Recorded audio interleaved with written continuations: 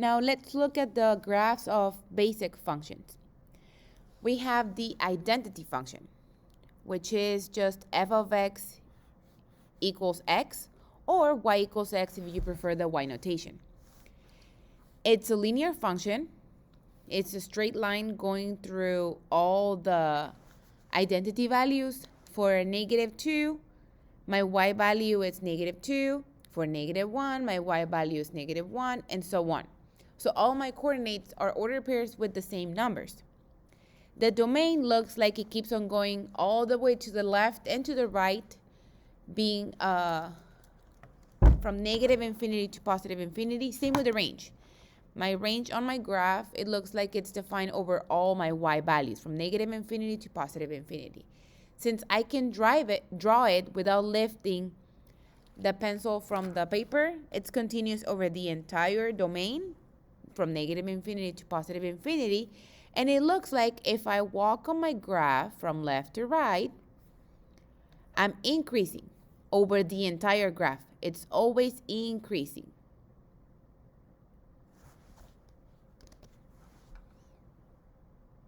So this is the identity function, which pairs every real number with itself. Now we have the squaring function. The squaring function is f of x equals x squared. It pairs every real number with its square. If we have -2 for my value, my y would be -2 squared. Notice how it would be -2 squared, not -2 squared. Oh, sorry. Because then this square is only affecting the 2, not the negative. And we want the -2 complete to be squared. Which means that because I'm squaring my value, if it's a negative number, every single time I square it, I will have a negative times a negative. All of my values are positive. All of my y values will be positive. Which means my range is going to be only the positive values, including 0. It's only defined above my x-axis, which is all the y positive values. If I walk on my graph, it looks like it decreases before 0 and it increases after 0. So it's increasing on the open interval from 0 to +infinity and decreasing from -infinity to 0. Since I can draw it on the entire, on my graph,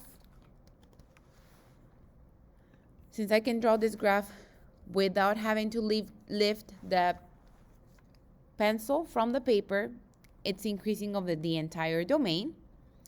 And we call this type of graphs, the ones that look like a U, whether it's an upside down U, opening up or opening down U, parabolas. The point in which the graph changes direction, which in this case is 0, but if my graph looks like this will be the change in direction point.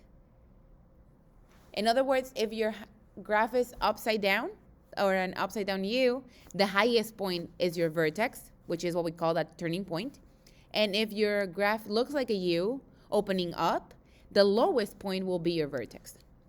But it's that turning point where you change direction if you were walking on your graph.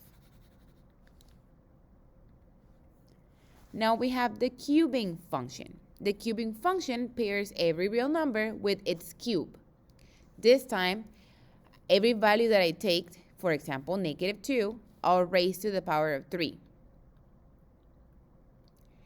Since negative times the negative times the negative, it's negative times the negative positive times the negative negative, we are going to have, if it's a negative x value, it will become a negative y value. But if it's positive, it's going to remain positive. It looks like my graph is defined again over the entire domain because it keeps on going towards the left all the way to infinity and towards the right all the way to infinity. Same with my range. It goes down to -infinity on the y values and up all the way to +infinity on the y values or on the y-axis. if I walk on my graph from left to right, it looks like I'm always increasing. So my graph, it's increasing over the entire domain, which is negative infinity to positive infinity. And that turning point, or point where it stops for a second, or it starts increasing slower and then increasing faster again, when it switches from opening downward to opening upward, it's called inflection point.